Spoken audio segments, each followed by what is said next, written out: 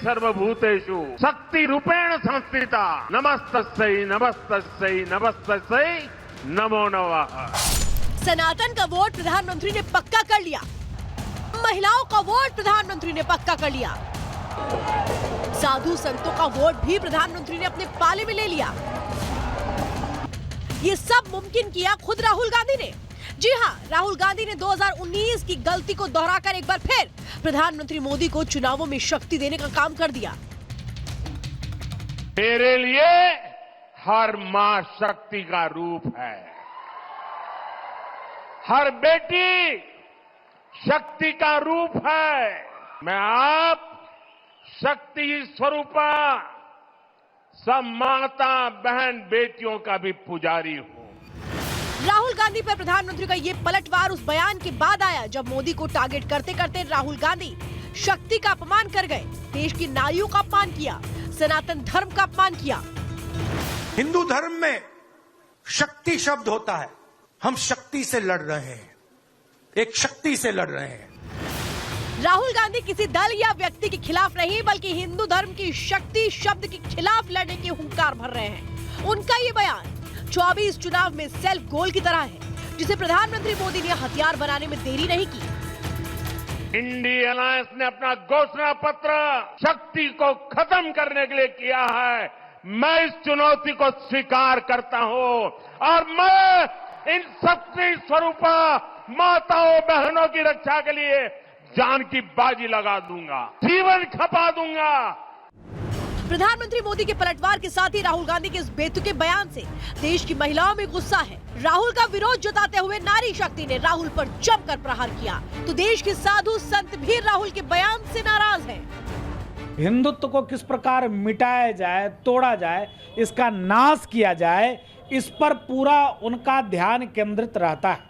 अखंड भारत के लिए राहुल गांधी और कांग्रेस ठीक नहीं है। राहुल गांधी जी ने खुद अपना परिचय दिया है और अब स्पष्ट हो गया कि जो शक्ति से लड़ता है वो कौन है।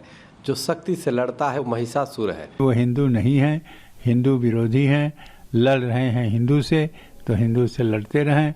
और जो भारत हमारा हिंदुस्तान है, इसीलिए भारत ने उनको नकार दिया है।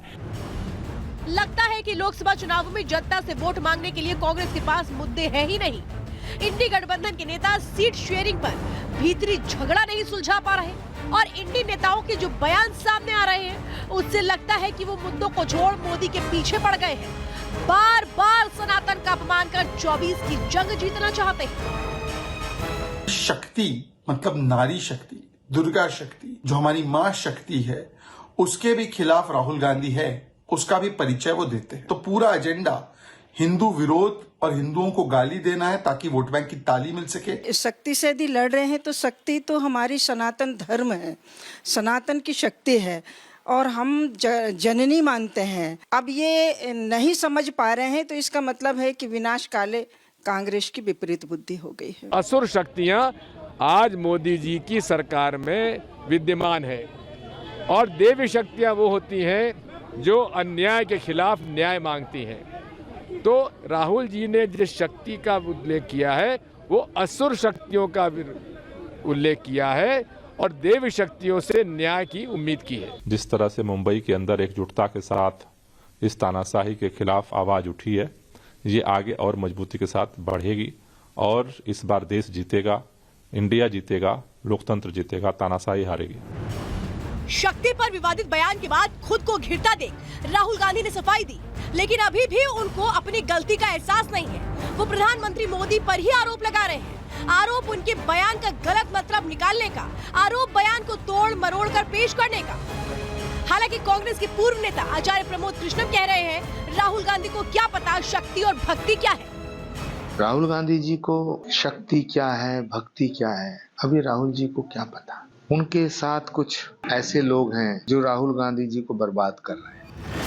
कांग्रेस और विपक्षियों को लगता है कि मोदी पर टिप्पणी कर सनातन को निशाना बनाकर सत्ता में वापसी की जा सकती है, लेकिन इसका परिणाम देश की जनता उन्हें 2019 में दिखा चुकी है। ऐसे में सवाल यह है कि क्या 2019 की तरह 2024 में भी इंडी की शर्मनाक हार होने जा रही है। Bureau report, Republic Bharat. और चलिए अब बात करते हैं आज की दूसरी खबर की।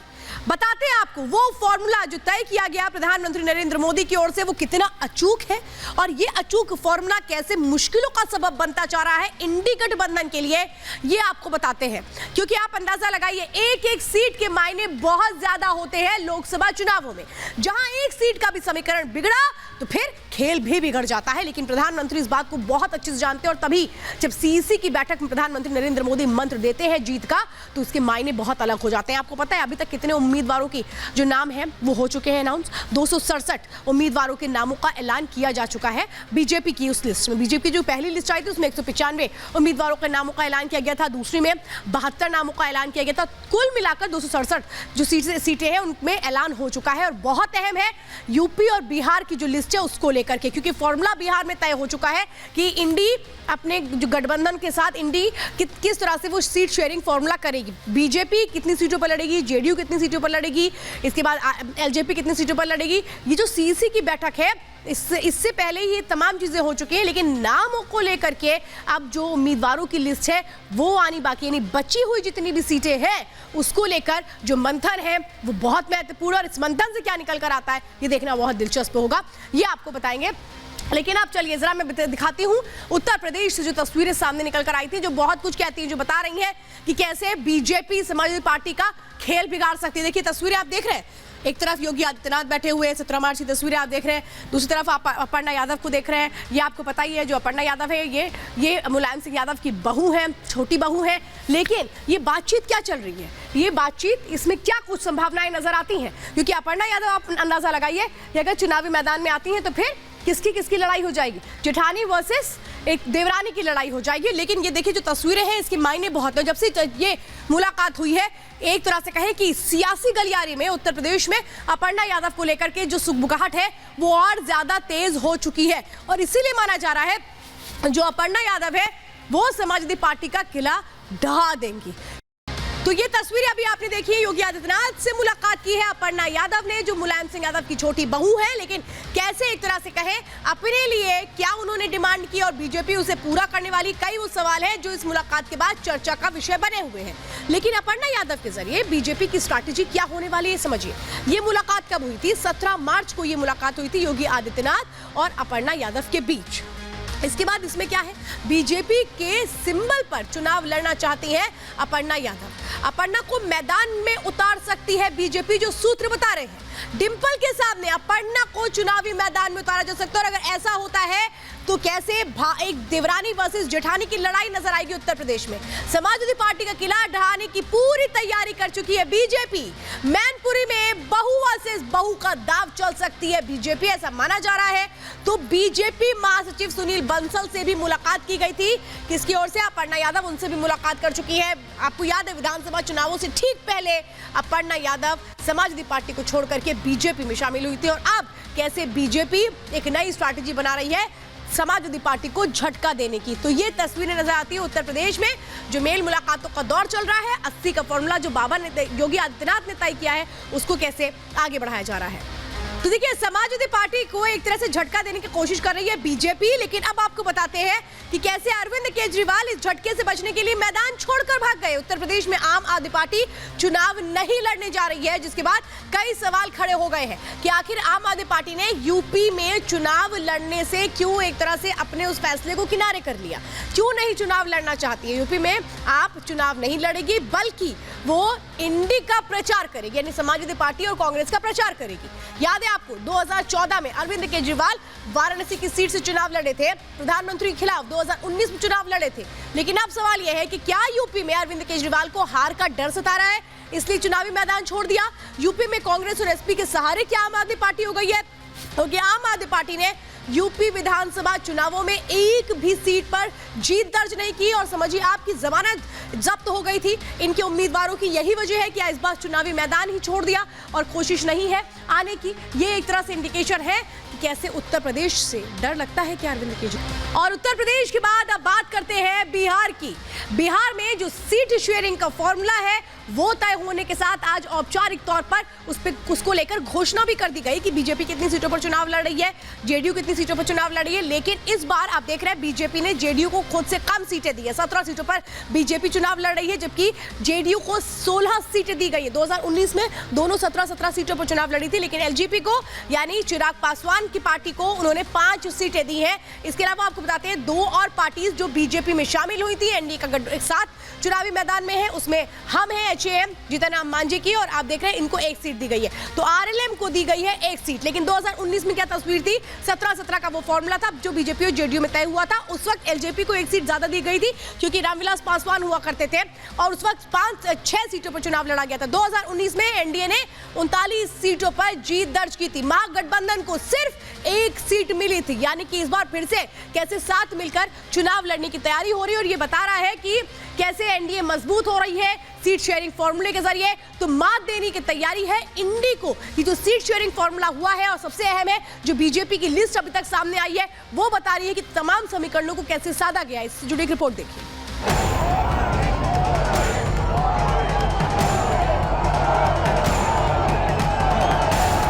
4 जून को 400 पार। 4 जून 400 पार का ये नारा बीजेपी के लिए सिर्फ नारा नहीं है, संकल्प बन चुका है। और इसे पूरा करने के लिए बीजेपी ने सहयोगी दलों के साथ मिलकर पूरी बिसात भी बिछा ली। 400 में से 120 सीटों में 80 सीटें उत्तर प्रदेश और 40 सीटें बिहार से आती हैं, जो एनडीए के पाले में फिट नजर आ रही हैं। सबसे पहले बिहार का गुणा गणित समझ लीजिए। तो पिछली बार बीजेपी ने जेडीयू को बराबर सीटें दी थी, वहीं इस बार बीजेपी ने जेडीयू को 1 सीट कम दी है। वहीं चिराग पासवान को खुश करने के लिए चाचा पशुपति पारस का पत्ता ही काट दिया। इस बार बीजेपी ने अपने गठबंधन में 2 और दलों जीतन राम मांझी की हाँ और उपेंद्र कुशवाहा की आरएलएम को जोड़ा है। बिहार में 40 की 40 सीट जीतने का लक्ष्य हमारा है, और पिछले बार हम लोग 3 पार्टियों के अलायंस में 2019 का चुनाव लड़े थे। इस बार 2 और पार्टियों का सहयोग हम लोगों के साथ बढ़ा है। बिहार में बिल्कुल एमिकेबली सारा अलायंस फिक्स हो गया। हमको तो नहीं लगता है कि दूसरे साइड में कोई फाइनल बात हो पाई है। मुझे बिल्कुल लगता है कि 1 वे इलेक्शन है। 40 की 40 सीट जो बिहार में हमारे सभी नेताओं ने निर्णय लिया है, और देश के प्रधानमंत्री जो 400 पार का जो उन्होंने संकल्प हम लोग को दिलवाया है, निश्चित रूप से इस बार हम लोग बिहार में पूरा करेंगे। एनडीए के सीट बंटवारे में जहां चिराग पासवान की पार्टी को 5 सीटें मिली हैं, जबकि चाचा पशुपति पारस को 1 भी सीट नहीं मिली। यदि हमको उचित सम्मान नहीं दिया गया तो हमारी पार्टी और हम लोग स्वतंत्र हैं, हमारा दरवाजा खुला हुआ, कहीं भी जाने के लिए हम फ्री हैं। मेरे चाचा जी ही बोलते हैं, व्यक्ति बलवान नहीं होता, समय बलवान होता है। और मुझे लगता है कि समय ने आज जस्टिस किया है, न्याय किया है। यूपी और बिहार में मिशन क्लीन स्वीप के लिए बीजेपी छोटे छोटे दलों को लेकर साथ चल रही है, क्योंकि उत्तर प्रदेश और बिहार में जाति फैक्टर बहुत मायने रखता है, जिसको देखते हुए बीजेपी ने सीट बंटवारे का बेजोड़ फॉर्मूला तैयार किया।